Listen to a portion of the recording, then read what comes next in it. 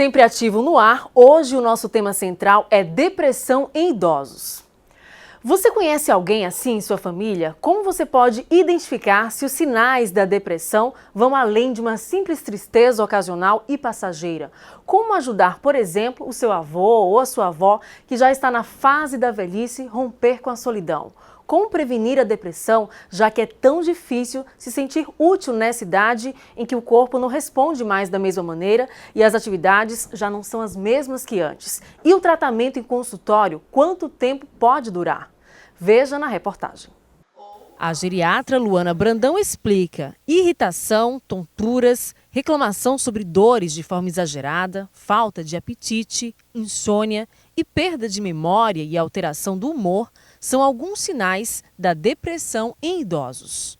Às vezes pode ter um quadro de inapetência, né, que é a dificuldade de se alimentar, começa a comer menos. Em algumas pessoas pode ser o contrário, a pessoa pode querer comer mais porque está um pouquinho mais ansiosa. Essa sensação de inutilidade, né, que não serve mais para nada, isso também pode acontecer. Então é importante que esses sinais sejam muito identificados pela família.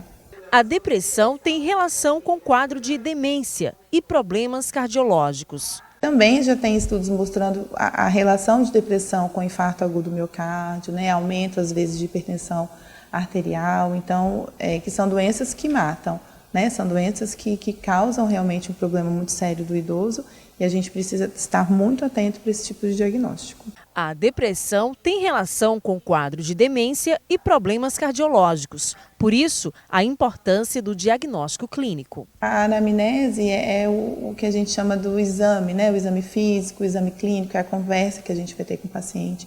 Então, de um modo geral, nós não utilizamos exames complementares, né? A gente faz somente a conversa e nessa conversa existem algumas escalas que são validadas para os pacientes idosos, onde a gente vai, através da conversa, identificar nessas escalas se existe realmente sintomas de depressão. Déficit de atenção e de memória podem aparecer, caso o problema passe despercebido pela família. Eu falo das famílias que geralmente são quem lidam mais no dia a dia com o idoso, né? Identificar esses sinais e perceber que existe uma mudança de comportamento e que isso afeta diretamente a vida daquele indivíduo. E a perda de função na sociedade é um dos fatores de risco. Perda do papel dentro da sociedade, tanto no seu trabalho, porque já não trabalha mais, já é aposentado, no seu âmbito familiar, já cuidou de todo mundo, os filhos saem de casa, já pouco visitam, então ele já não tem mais aquele papel.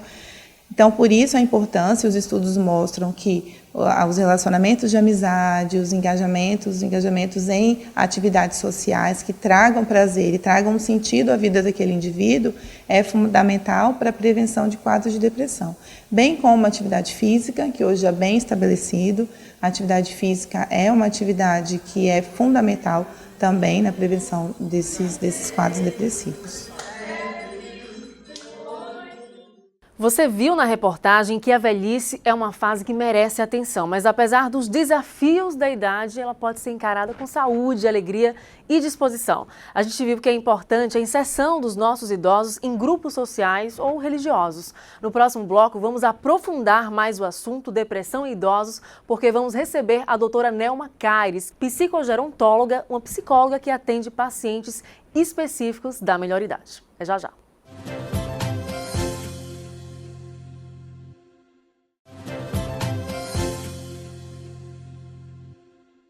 Estamos de volta com o programa Sempre Ativo aqui na TV Câmara Aracaju. Hoje estamos falando sobre depressão em idosos. Uma das formas de prevenir e até tratar é fazer com que os nossos idosos se sintam úteis, felizes e amados pela família e pela sociedade. Por isso a gente vai falar agora com a psicogerontóloga Nelma Caires. Seja bem-vinda ao Sempre Ativo. Obrigada. Explica um pouquinho para o pessoal que está em casa o que é a sua especialidade. Então, no caso, tem a formação em psicologia e esse profissional vai fazer uma especialização, uma pós-graduação. No caso, pode ser uma especialização, um mestrado, um doutorado dentro da área.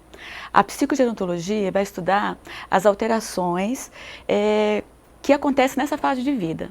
As alterações cognitivas, que é atenção, percepção, memória, linguagem, processamento de informações, tomada de decisões, resolução de problemas.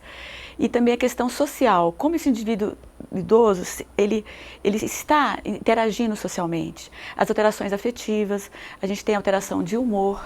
As emoções, né? As emoções. E aí, nessa alteração de humor, a gente tem a depressão. Uhum. Fala um pouquinho para o pessoal de casa sobre a sua formação. Então, a minha formação, eu fiz o mestrado. Antes eu fiz uma especialização em gerontologia social, depois o mestrado em gerontologia e o doutorado dentro da área da gerontologia também, pela Unicamp. Bacana a experiência dela. Agora conta um pouquinho para as pessoas em casa. Qual a relação da depressão com a demência? Existe uma forte relação aí, né?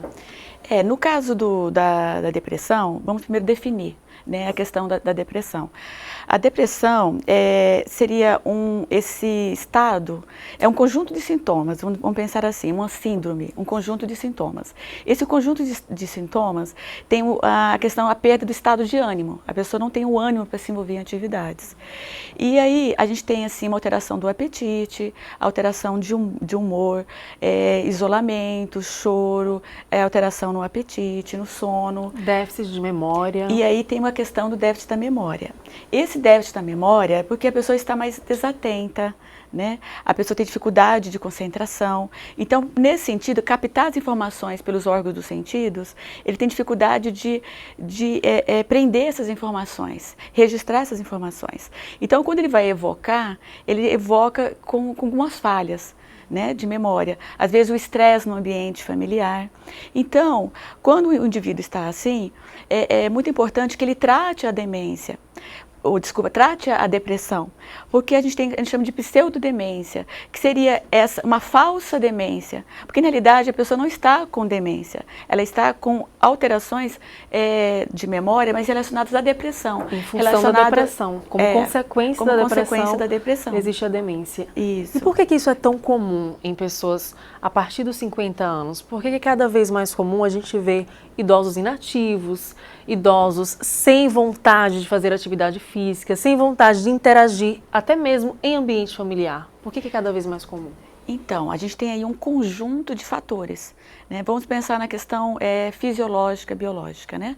A gente tem uma alteração desse corpo, né, onde o indivíduo apresenta uma fragilidade mais física, umas alterações físicas do seu corpo. Essas alterações nos movimentos, na questão cognitiva, no desempenho sexual, essas alterações, até na aparência, o indivíduo tem uma dificuldade de aceitar esse envelhecimento. Então a gente passa pela aceitação desse processo de envelhecimento. A questão do ambiente, a questão ambiental, onde esse idoso está inserido? Está inserido num ambiente que é estressor? Como é que estão as relações familiares? A questão, às vezes, do afastamento de papéis sociais, muitas vezes ele não está adaptado à questão da aposentadoria, muitas vezes tem dificuldade no relacionamento familiar, dificuldades financeiras, problemas de saúde. Então, afastamento de antigos amigos, muda de residência ou perde um ente querido, por exemplo? Sim, sim. Esses fatos podem contribuir. A gente fala de uma depressão reativa. A depressão reativa seria esses fatos no ambiente social, né, que a pessoa tem dificuldade para elaborar e aceitar, então seria uma depressão reativa, né? E a gente tem também a depressão, é uma depressão endógena, né, que está relacionado a esse funcionamento desse corpo aí. Há muitas vezes uma questão constitucional, às vezes de herança genética, né? Às vezes por questão do funcionamento cerebral de neurotransmissores, esse cérebro ele faz uma menor captação de serotonina, noradrenalina, e isso dá uma sensação de desmotivação, de falta de interesse, né? E a depressão tem a questão também, a secundária está muito relacionada à questão constitucional, né? E aí essa depressão ela pode estar relacionada também a uma dificuldade do próprio corpo, né? Porque De às se vezes movimentar, de se movimentar pelo às próprio vezes tem que andar com a ajuda de alguma muleta, por exemplo, Não, ou a não. perna Não, o que não dá, tem o que tanta firmeza, seria isso? Não, a não ser que o idoso tenha já uma fragilidade física Sim. anterior, né? Uma fragilidade, sim. Mas a depressão, o que vai acontecer é o isolamento. A pessoa não tem interesse no ambiente, de estar no ambiente social, de novos interesses, De novas dar amizades. novas amizades, de dar sentido à sua vida. Então, isso pode levar ao isolamento, então ele não querer sair. Como a família pode intervir, então, diante dessa situação? Uma vez que o idoso ele não quer, por exemplo, participar de festa da família, ou não quer ter a mesma rotina de interagir com os netos, não tem mais esse vigor. Como a família deve reagir? Então, a família deve acompanhar e observar o seu idoso, né? Porque a gente precisa separar essa questão da tristeza e da depressão. E essa é uma dúvida, né? Como as pessoas em casa podem identificar se o idoso está triste, se essa tristeza é ocasional, é passageira, ou se é uma tristeza mais profunda que se instalou e que gerou a depressão. Como é feita essa diferença? Então, a tristeza é um processo, é um estado que é normal no ser humano. Porque, por exemplo, se tem um fato, uma perda do emprego do filho, ou uma perda de uma pessoa querida, é natural que a pessoa fique triste. Mas a tristeza, ela é pontual. Ela fica triste, né, por alguns dias, depois a pessoa começa a reagir. Isso. A depressão, ela dura, a partir do momento que o indivíduo começa a manifestar 3 semanas esse tipo dos sintomas, que é uma tristeza contínua, que não passa. Que não passa. E aí essa questão do desinteresse de atividades, o desânimo, o cansaço físico, né, a falta de apetite. Diante disso, existem alguns tratamentos e a gente volta a falar contigo depois do intervalo. Continue acompanhando e você continua com a gente também no próximo bloco. A gente volta já já com mais Sempre Ativo.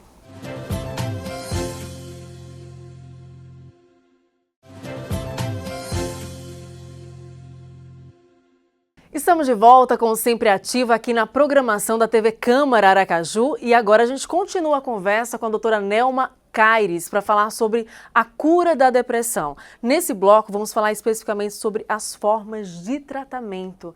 Existem atendimentos em clínicas, né? Sim, existem tratamentos em clínicas. Tem clínicas que oferecem tratamento centro-dia, que para esses idosos mais comprometidos com a depressão, tem atividades como estimulando a autonomia do indivíduo, a socialização, às vezes atividades que ajudam a trabalhar a memória, a reabilitação. Terapia ocupacional. Cognitiva. Então, todo esse trabalho, juntamente com a terapia ocupacional, é sempre supervisionado por uma terapeuta ocupacional para estar avaliando, ou por uma neuropsicóloga para estar avaliando essas atividades, né, para atender essas demandas de socialização, de autonomia, de reabilitação cognitiva. Então, isso pode estar sendo trabalhado. No tratamento, tem o profissional, né, que é o geriatra, ou o neurologista, ou o psiquiatra, que vai estar medicando esse paciente. E aí a gente tem o tratamento medicamentoso, né, e a psicoterapia. Às vezes a depressão é leve, moderada, às vezes não precisa de medicação. Isso que eu ia perguntar, como identificar o momento? Identificar o momento quando esse indivíduo começa a paralisar, no sentido, tem mais de 3 semanas que está com os sintomas da depressão, que nós falamos no bloco anterior, né? Que é o isolamento, que é a falta de interesse, aí falta chegou de a hora ânimo. de procurar realmente um psiquiatra e Sim. inseri-lo em algum grupo, Sim, né? tem 3 semanas consecutivas, então está na hora de buscar o atendimento. E aí, na psicoterapia, o psicólogo vai ajudar o paciente a construir recursos internos para lidar com as suas dificuldades, né? Essas dificuldades que ele tem, cada paciente vai vir com uma demanda, né? De repente ele pode redescobrir alguma coisa que gosta de fazer, voltar a nadar, ou enfim, ocupar o tempo com alguma coisa que gosta, um curso de repente. Então, nesse processo psicoterápico, é muito importante a gente construir o sentido de vida. O que é o sentido de vida? São objetivos e metas direcionados.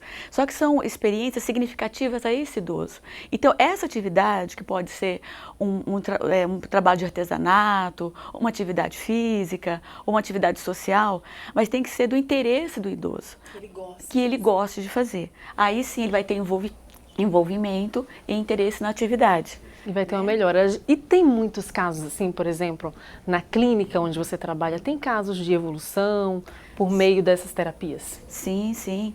Na clínica onde eu trabalho, a gente tem o nosso centro-dia, né? E nesse centro-dia há todo esse trabalho de acompanhamento, tudo organizado pela terapeuta ocupacional, né? Pela neuropsicóloga, onde vê as atividades de integração, de socialização, de autonomia, e tem também o atendimento psicológico. Esse atendimento psicológico é realizado individual, né? Ou em grupo. A gente também pode estar trabalhando em grupo, que às vezes sai até um preço mais acessível para o idoso, onde a gente vai trabalhar essas demandas, essas necessidades, né? O motivo porque esse idoso está com depressão. Você pode citar alguns locais para as pessoas que estão em casa, de repente tem algum idoso em casa, não sabe onde levar, não sabe onde inserir em algum grupo onde essas ferramentas funcionam bem? Olha, o endereço da clínica? O endereço da clínica. Esse é um espaço ativo, fica na Avenida Construtor João Alves, 427. Né, lá o idoso vai ter que tomar todas as informações necessárias para estar buscando um tratamento adequado. Nós temos 5 geriatras lá, temos terapeuta ocupacional, nutricionista, psicólogo, neuropsicóloga, que pode estar oferecendo esse tratamento para os idosos. Perfeito. Agora a gente vai mostrar um trabalho super bacana que fomos conhecer na Associação de Moradores do Bairro Luzia. É um curso de corte e costura oferecido principalmente para mulheres com mais de 50 anos. E o mais legal, além de acabar com a ociosidade das idosas, elas já estão super empolgadas com a possibilidade de ganhar um dinheirinho a mais. Nossa equipe de reportagem foi conhecer de pertinho uma aula de corte e costura oferecida para mulheres que estão na fase da melhor idade.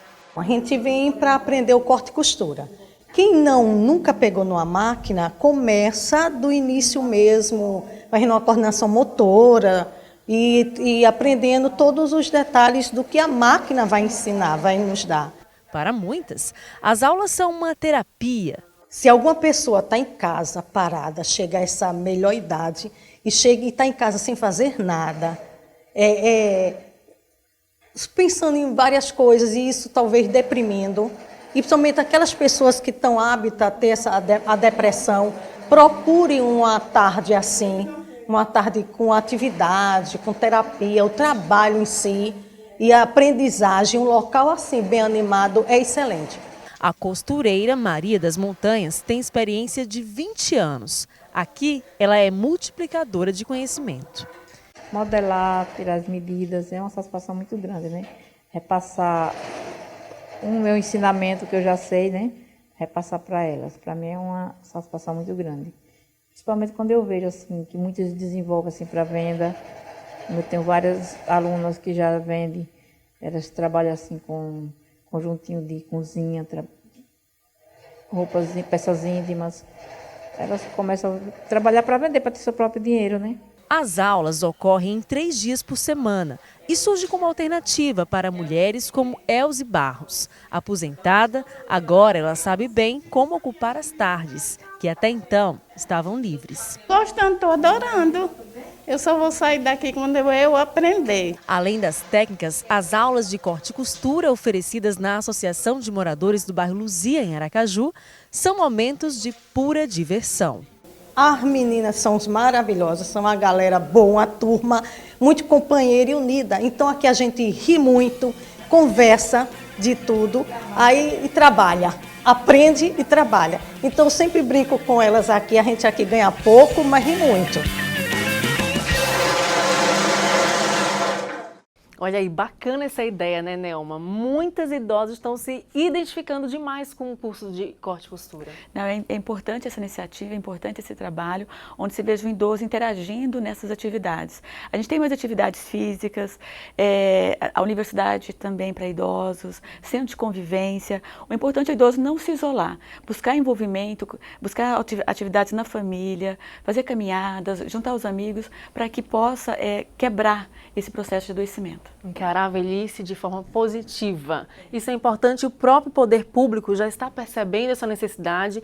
A gente vê hoje praças com equipamentos de ginástica, tudo isso pensando na melhor idade e na qualidade de vida das pessoas. Né? Sim, sim. No seu crescimento, no desenvolvimento pessoal, no crescimento pessoal desses idosos. Importante ele se envolver. Nelma Caires, a gente agradece a sua presença Obrigada. aqui, as suas explicações foram essenciais para a construção das nossas discussões aqui no Sempre Ativo.